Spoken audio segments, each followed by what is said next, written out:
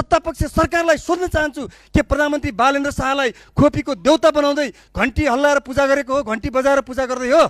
के बालेन तन्त्र चाहिँ स्थापना गर्न खोजिएको, लोकतन्त्रको चिरहरण गरेर बालेन तन्त्र स्थापना गर्न खोजिएको हो, संविधानको चिरहरण गरेर कुनै बालेन तन्त्र स्थापना गर्न खोजिएको? आज यी प्रश्नहरू गम्भीर रूपमा उठिरहेका छन्। त्यसकारण प्रधानमन्त्री बालेन्द्र शाहले यो सदनमा आएर यी गम्भीर प्रश्नका, नेपाली जनताका प्रश्न र यी समस्याहरूको जवाब दिनुपर्छ। हामी त्यो चाहन्छौँ। त्यसो भएको हुनाले प्रधानमन्त्री यो ठाउँमा नआइकन यो सभाको कारबाही अगाडि बढ्न सक्दैन, म त्यो भन्न चाहन्छु।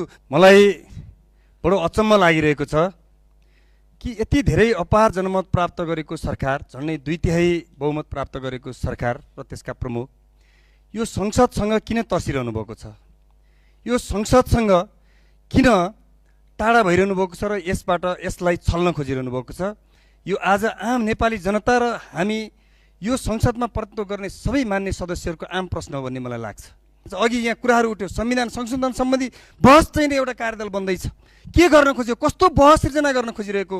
राष्ट्रपति संस्थालाई इरेस्पेक्ट गरेर त्यसलाई चाहिँ बाइपास गरेर सुनिँदैछ। गणतन्त्र दिवसमा पनि प्रधानमन्त्रीले चाहिँ सम्बोधन नगर्ने भन्ने कुरा सुनिँदैछ। त्यसो भएको हुनाले यो गम्भीर प्रश्न छन्। यी गम्भीर प्रश्नका जवाब प्रधानमन्त्रीले यो संसदमा दिनुपर्नेछ। त्यति मात्र होइन, नित्यता कार्यक्रमको बेलामा प्रधानमन्त्री यहाँ उपस्थित हुनु भएन। हामीले भन्यौँ नित्यता कार्यक्रममा प्रधानमन्त्री यहाँ उपस्थित हुनु पर्यो भन्यौँ, त्यो बेला चाहिँ कुरा गरियो। प्रतिनिधि सभा नियमावलीको 38 को 1 को कुरा उठायो।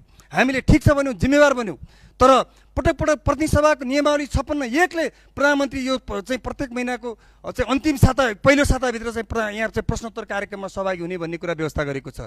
त्यसै गरी प्रतिनिधि सभा नियमावलीको 15(2) ले पनि त्यही व्यवस्था गरेको छ कि प्रधानमन्त्री आज प्रधानमन्त्री मात्रै हुनुहुन्न, गृहमन्त्री पनि हुनुहुन्छ, अन्य मन्त्रालयको पनि जिम्मेवारी छ।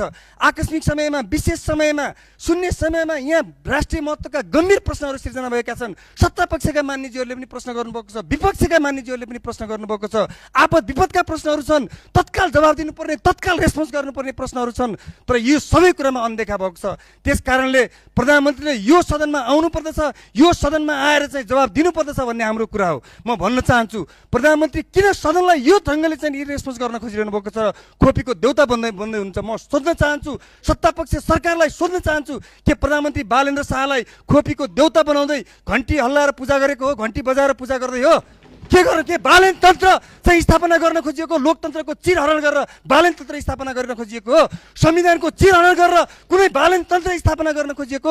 आज यी प्रश्नहरू गम्भीर रूपमा उठिरहेका छन्। त्यसकारण प्रधानमन्त्री बालेन्द्र शाहले यो सदनमा आएर यी गम्भीर प्रश्नका, नेपाली जनताका प्रश्न र यी समस्याहरूको जवाब दिनुपर्छ। हामी त्यो चाहन्छौँ। त्यसो भएको हुनाले प्रधानमन्त्री यो ठाउँमा नआइकन यो सभाको कारबाही अगाडि बढ्न सक्दैन, म त्यो भन्न चाहन्छु। मान्छेहरूले धेरैले प्रश्न गर्ने गर्छन् के हो